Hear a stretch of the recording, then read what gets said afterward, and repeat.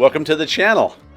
Today what I hope to do is take this piece of firewood. It's a piece of a cherry tree that was cut down a couple years ago, and I've rescued it from a wood pile out in my garage that is pretty much firewood. I had the presence of mind at least to paint the ends of these cherry pieces with a preservative to stop them from cracking, and I hope to make one of these out of it, a biscuit cutter. This is a cherry one in my hand. The several on the tray there are from a maple tree that was cut recently.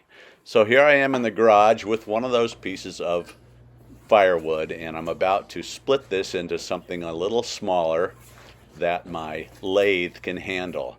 A finished biscuit cutter is pretty small, really. A 3-inch diameter one would be considered large, and so you don't need much of a core of wood to make a biscuit cutter out of, and this chunk here is going to work just fine for that.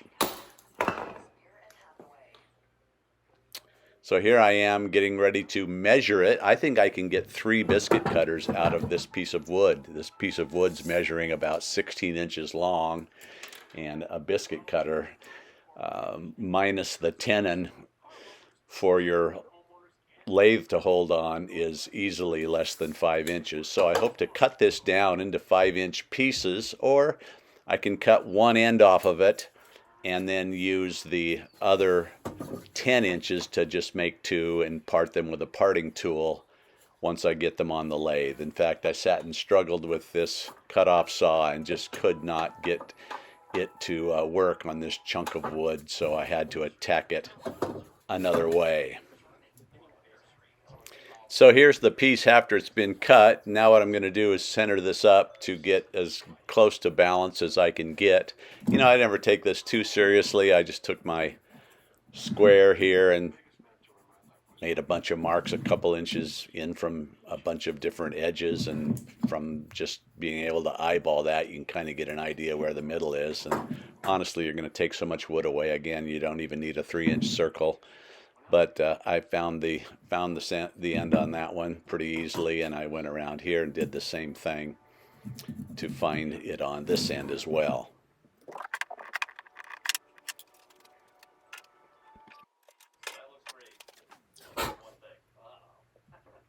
Now I've just got my punch, my awl, and I'm making a couple of holes in it for the centers on my lathe, something to aim for, something to bite into, so I can get it nicely mounted on the lathe. And I've got it on here now kind of loose just to see how close I am. You know, it's not bad at all, honestly, considering I just poked it on there and it's such a weird shape. So here we go. Sped this up a bit. I'm using my large gouge, and I'm just going to take down the rough edges and get it round. And now I'm going to flatten out both ends so that when I put them in my lathe chuck, they sit flush.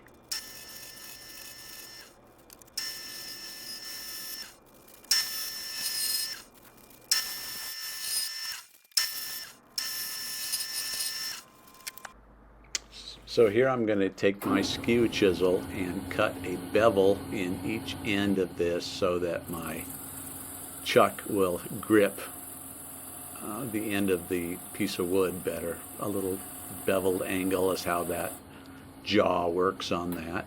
Don't pay attention to those pinstripes. I was practicing with some guitar strings on this piece of wood, but those are going to go away pretty quick. So here I am at the other side, also cutting a little beveled tenon so that the jaw of my chuck will fit tightly on the end, and that way I can later split this down the middle with a parting tool and get 2 biscuit cutters out of the deal.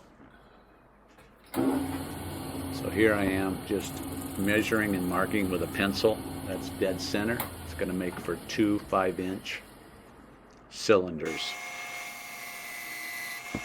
So I'm parting it in 2 now, and I'm getting just defining where the end of the handles are to separate the tenon from the end of the handles, and now I'm starting to shape the handle and the barrel and the gap between the handle and the barrel. And you can see I've sped this up quite a bit just to get you down to the shape, sort of the general shape I'm after. That's on one side. I go over to the other side and kind of do a similar thing. The two biscuit cutters are basically face to face or bottom to bottom on this particular piece of wood. And so once I get that one just rough shaped, I get my Japanese saw out, just cut them in two. And here I am using the one that was on the right hand side. It's got this real interesting knot in it, and I thought I would fill that with black epoxy and use this just to make it a better looking. And so I'm doing some final shaping on that.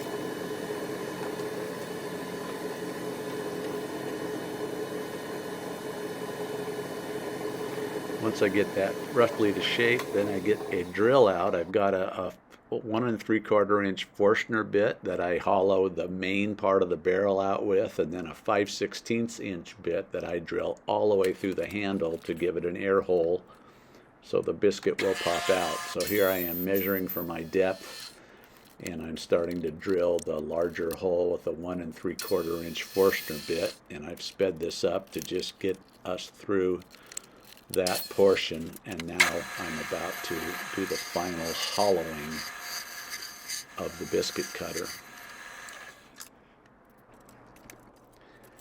I do most of the hollowing with the carbide tipped tools. I just scrape my way down the sides and then even out the bottom of the hollow part of the biscuit cutter. It actually goes pretty quick because that 1 3/4 inch hole took most of the work out.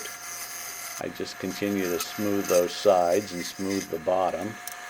Then I take my pointed tool and give a little bit of a bevel on both the inside and the outside so that the so-called cutting edge of the biscuit cutter will cut nicely. So you can see what I'm doing that here, is give it sort of a sharp edge. And then it's time to take that 5/16 inch bit and drill, and I drill literally all the way through the handle. In fact, I drill all the way into my chuck to make sure I'm all the way through that handle, so that once I've cut the handle off and smoothed the end of the handle, I have a nice clean hole that just becomes part of the look of the biscuit cutter. So now I'm sanding. I start with some pretty heavy paper, about 80 grit paper. I work my way down to 200 or 300. Then I found this nifty little 2-inch circular padded sander I can put on my drill. And boy, does this thing work for when you spin the work and then spin the paper. You really get rid of scratches in a hurry. Now I'm just putting a coat of Zinsser shellac on it. I wipe that on, spin it around a little bit, take some 400 grit paper and kind of ease down the fuzzy part of that. Take another coat of Zinsser shellac, rub that on there, and let that dry, which it dries super fast. And then I take wax, and I give it a good coat of wax. I do this twice, and I put the wax on with fine steel wool. So you're getting one more kind of a buff job as you steel wool that surface and harden the wax off by buffing it. Then I take my parting tool to separate the handle. I get that down as small as I can, feel good about. Cut it off with my Japanese saw. Sand the end flush.